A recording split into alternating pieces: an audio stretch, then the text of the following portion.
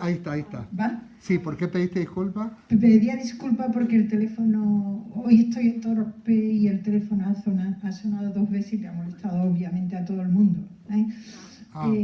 Yo tengo un ventaja enorme que una yo no ventaja oigo enorme y es que lo escotomiza y ya está. Bueno, quería enfatizar una cosa que has señalado. Me ha encantado la clase, siempre es un placer venir, eso es lo primero que tengo que decir. Y en segundo lugar, que quería enfatizar una cosa que tú has señalado, que tiene que ver con ese intento inflexible de sustraernos la fuente en todas las épocas y bajo muy distintos argumentos y circunstancias. Me acuerdo un día que Juan Carlos estaba señalando con mucho acierto las cosas que cuando era pequeño oía decir y señalar y enfatizar y las cosas que ya no se decían y viceversa. En ese sentido, yo tengo la suerte de haber heredado en muchos libros interesantes y uno de ellos son las Confesiones de San Agustín. Es muy curioso que hasta el 41 no existe en castellano una traducción de las Confesiones, que la tengo aquí, donde efectivamente hay anotaciones y está directamente del latín. Y aunque necesita un nihilostat y aunque necesita un censor, cuando se publica este libro en Madrid es un libro radicalmente distinto del que yo había leído en otras ediciones o había revisado, tampoco me lo había leído entero, pero bueno, en las Confesiones hay una cosa en esta edición que a mí me sobrecoge y son las preguntas que se hace Agustín de Hipona sobre qué es Dios y cómo se puede llegar a Dios, al conocimiento de Dios. Y es cuando se le traduce de una determinada manera, cuando estas preguntas a mí me parecen que son emocionantes y conmocionantes, porque son sinceras. Desde esta posición gnóstica que tú señalabas, desde el neoplatonismo, pero sobre todo en el libro primero son preguntas radicales y sinceras.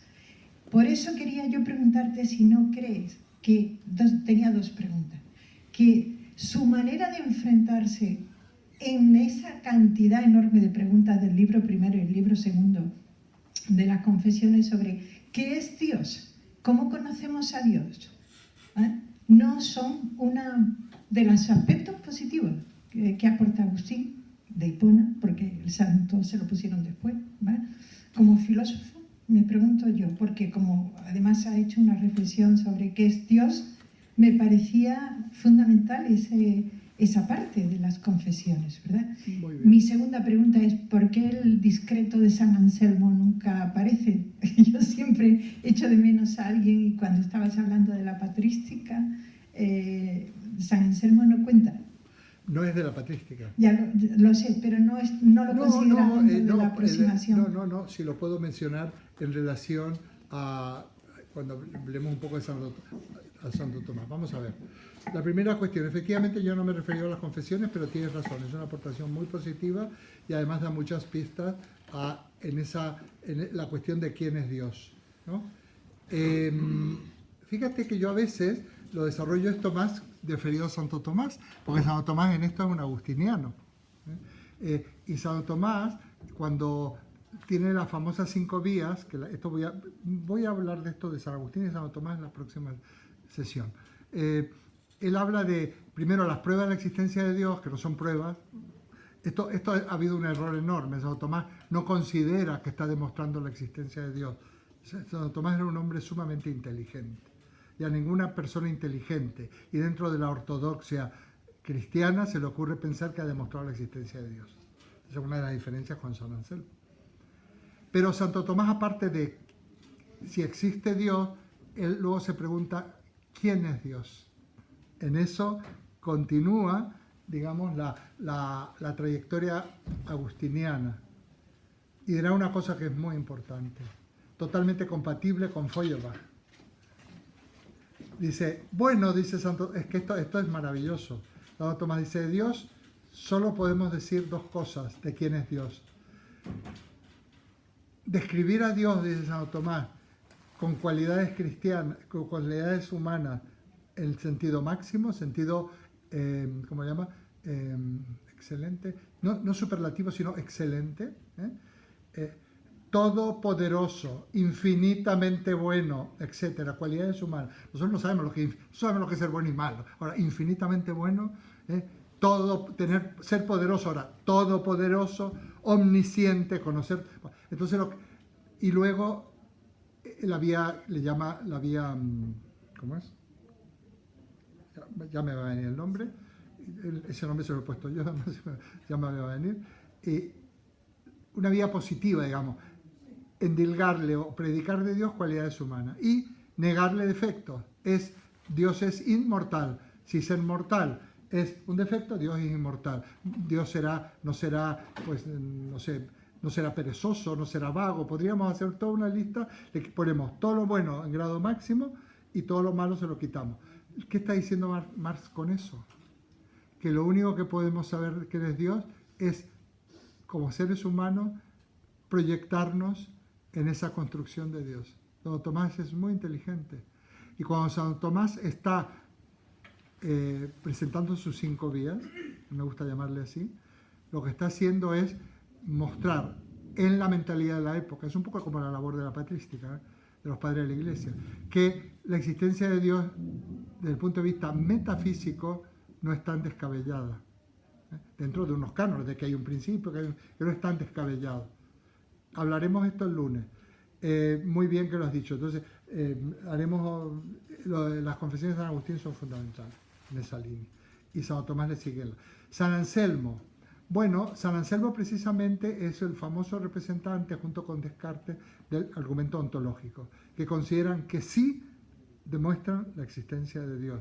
Y por supuesto la concepción de San Anselmo ha sido criticada y es inaceptable, por más que sea santo. Porque el famoso argumento ontológico, o sea, vendrían a decir que no aceptar la existencia de Dios es una contradicción teórica, ¿no? Sí. Bien, muy buena intervención la tuya. Muy buena intervención. ¿Quién más? Tú habías levantado la mano. Álvaro. Fundamentalmente, Jesús, ¿puedes coger el micrófono? ¿O tú? yo creo que hablo fuerte, ¿o no? No, pero está bien, no importa. Tú sí a ti te va a captar, pero de todas maneras. Gracias por la sesión, porque de cristianismo no tenía la más remota idea. Me he enterado de cosas que no conocía, y los santos estos que ha mencionado los escucho por primera vez. A lo mejor será parte de incultura también, pero No. la visión que me ha dado me ha parecido impresionante respecto a lo que implica el cristianismo. Ahora, lo que no entiendo es lo de los santos. ¿Eso quién se los inventó? ¿Cómo? Los santos. ¿Por qué son santos? No, eso, porque de todas las otras explicaciones me ha parecido perfecta, pero lo de los santos no sé. Ahora te digo. Gracias. Bueno, gracias. Los santos son, mirad, yo en alguna oportunidad cuando he tratado este tema, decía, bueno, imaginaos que viene un marciano, un extraterrestre, viene a investigar en un programa que no se llama Erasmus, se llama, qué sé yo cómo se llama, y viene a hacer una especie de estudio, una tesis, y dice, vete tú a investigar el cristianismo, o mejor la religión. Entonces descubre que hay religiones que hablan de un Dios y otras que hablan de muchos, otras que hablan de algo más difuso, pero desde luego descubre el politeísmo. El cristianismo es una religión politeísta, totalmente politeísta. Hay muchas divinidades, muchas, todos los santos, y los santos del catolicismo, no digamos cristianismo, digamos catolicismo. Los protestantes no aceptan los santos como divinidades. Los cristianos sí, son divinidades, se les puede pedir, se les puede rezar, hay muchas vírgenes, son todas parientas, primas, hermanas, pero hay montones de vírgenes. Aparecen vírgenes por todas partes, pero sobre todo los santos. Es la transcripción nuevamente, la labor de esa simbiosis cristianismo y filosofía, del politeísmo, de todo el panteón griego en términos del cristianismo. Es más, en los seminarios, en los cuales ni sospechéis que yo he tenido nada que ver, porque no he ido jamás, a pesar de tener edad y haber estudiado filosofía, pero sí he conocido gente, obviamente. Se estudiaba, hay una asignatura que no sé si la han quitado, que se llama neumatología. No es Firestone, no es, neumatología es el tratado de los estudios de los ángeles, una asignatura, te examina, hay libros, hay cosas, neumatología. Bueno, pues en la asignatura de neumatología te enseñan que los ángeles están divididos en 9 categorías. Yo no me las sé. Potestades, nominaciones, árgenes, arcángeles, querubines, qué sé yo. Son distintas, son las 9 lunas de Aristóteles.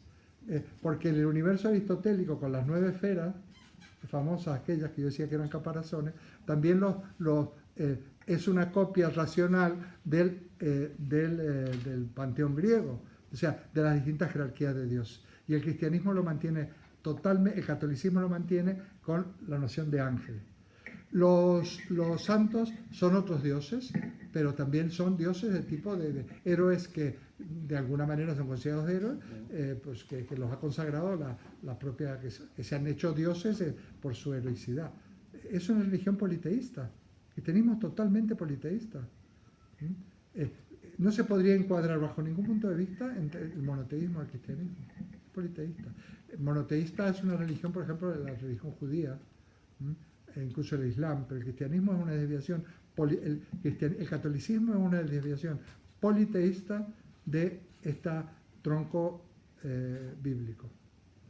Eso es lo que ocurre. Entonces, por otra parte, lo que yo he comentado es muy, muy superficial todavía, son despuntes, pero que sí hay mucho sobre esto, es muy útil. Esto lo aprendí yo de muy joven, precisamente con el contacto que tuve con los de la teología de la liberación.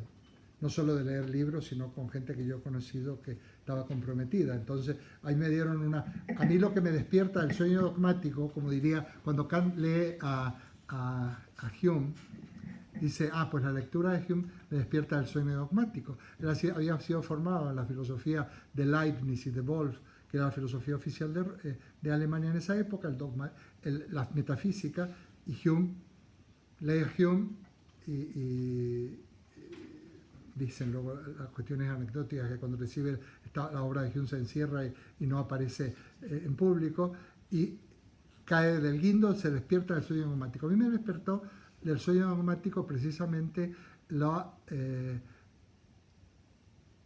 este contacto con los teólogos de la liberación y mi contacto también con el conocimiento.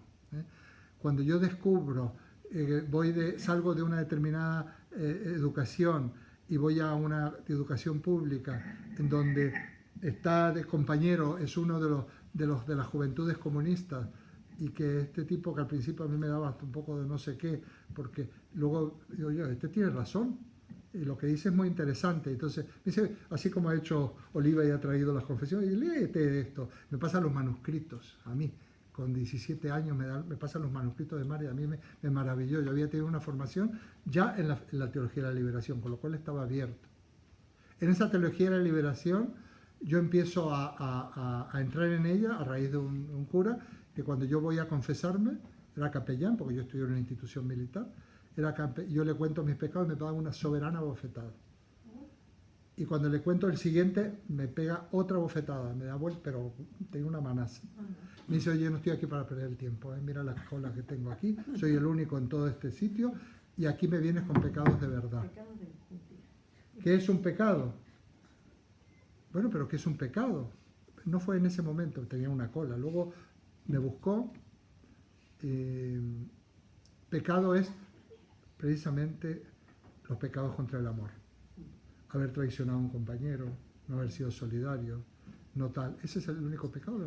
No ir a misa, o los pecados que tenían que ver con la sexualidad, cosas ridículas, malos pensamientos, imagínate. La cantidad de malos pensamientos que yo tenía con 13 o 14 años, muchísimo, muchísimo. Yo creo que hasta lo sigo teniendo. Pero bueno, no sé si te respondo. ¿Alguien más? Sí. Vamos a ver. Sí, este tema suscita muchas Yo me apunto aquí un montón de cosas de las que no quiero hablar de todas porque estaríamos mucho tiempo. Pero el tema de la religión, de la creencia en Dios, tiene también, es una especie de metáfora o de ideal que las clases sociales más bajas necesitan. A mí me decían muchachos musulmanes cuando les daba clase: sí, profe, tiene que haber Dios para que compense las injusticias que hemos sufrido en la vida. Ese concepto de Dios, de alguna manera, aquí, bueno, sufrimos maltrato, indignidad, en fin, de todo tipo, mucha gente, ¿no? No es un argumento lógico, es más bien un argumento sentimental, ¿no? Pero a este es el modelo que se agarraba mi madre también. Mi madre era muy creyente, se lo creía absolutamente con seguridad porque tenía necesidad de creer que habría un Dios redentor que le hiciera justicia al final en algún sitio, ¿no?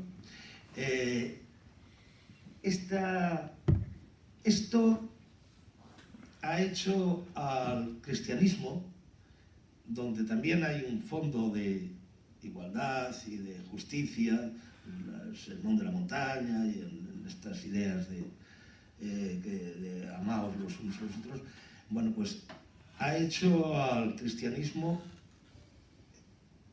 desde luego ha habido una entrega al poder en grandes aspectos, pero irreductible. En ciertos sectores del cristianismo siempre han sido irreductibles al poder político.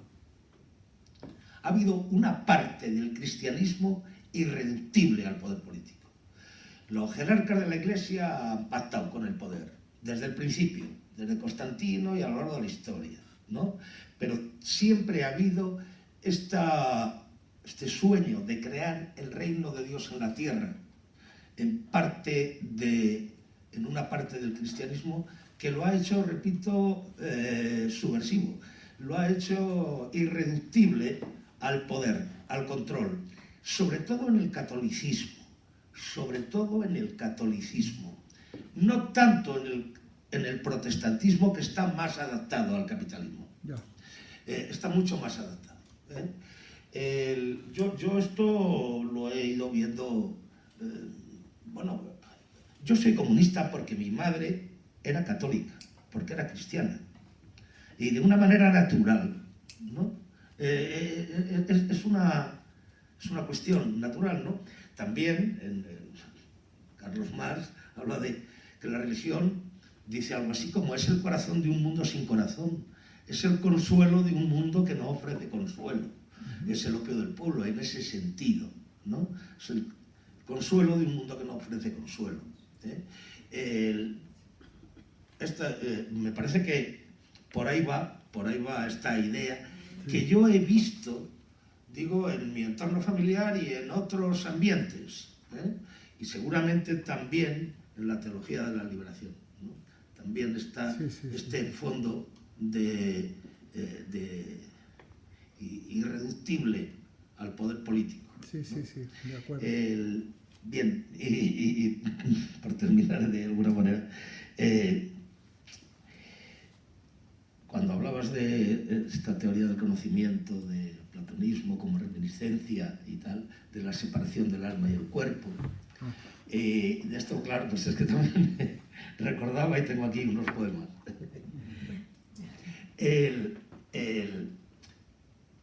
de cómo en el sueño pareciera que el espíritu se libera del cuerpo y entra en contacto con esta... Este es un tema que aparece en la poesía del Siglo de Oro. Os voy a leer un soneto que habla de esto. Muy bien. Es de Francisco de Aldana, que es el mismo que dije el otro día. Por cierto, si Aldana hubiera sido americano, hubieran hecho 200 películas de él. Tú eres militar, ¿no? Este fue un militar español que participó con el rey de Portugal en la aventura más grande que han conocido los siglos. Quisieron conquistar África entera y desapareció en la batalla de Alcázar-Quibir, en Marruecos. Bueno, pues él dice, utiliza algunos términos que son convencionales, los nombres de pastores y de pastoras, ¿no? Galanio, tú sabrás que es otro día, bien lejos de la choza y el ganado, en pacífico sueño transportado, quedé junto a una haya alta y sombría. Bueno, estaba cuidando el ganado, se quedó dormido junto a una haya, ¿no? Cuando, ¿quién tal pensó, Flérida mía, traída allí de amigo y cortés hado, llegóse y un abrazo enamorado me dio, cual otro ahora tomaría. Tuvo un sueño en que Flérida le abrazaba, ¿no? No desperté, que el respirado aliento de ella en mi boca entró suave y puro, y allá en el alma o del caso aviso, y allá en el alma dio del caso aviso, lo cual sin su compañero impedimento, por aquel paso en que me vi, te juro, que el bien casi sintió del paraíso. Mi alma, mientras estaba soñando, soñó que Flérida le besaba, le inspiró el aliento que entraba en él, y su espíritu casi se sintió en el paraíso, ¿no? Esto es puro Platón, desde luego, ¿no? En medio del sueño ha salido del cuerpo, ¿no? Muy bien. Bueno, pues has dicho varias cosas las cuales estoy de acuerdo, que has destacado. A ver si me acuerdo de alguna de ellas, porque quisiera comentar. Por supuesto que eso es irreductible. Por ejemplo, yo tengo una gran figura que me encanta, que es San Francisco de Asís. San Francisco, por ejemplo. Es un ejemplo, ¿no? De hecho, cuando Bergoglio coge el nombre de Francisco, me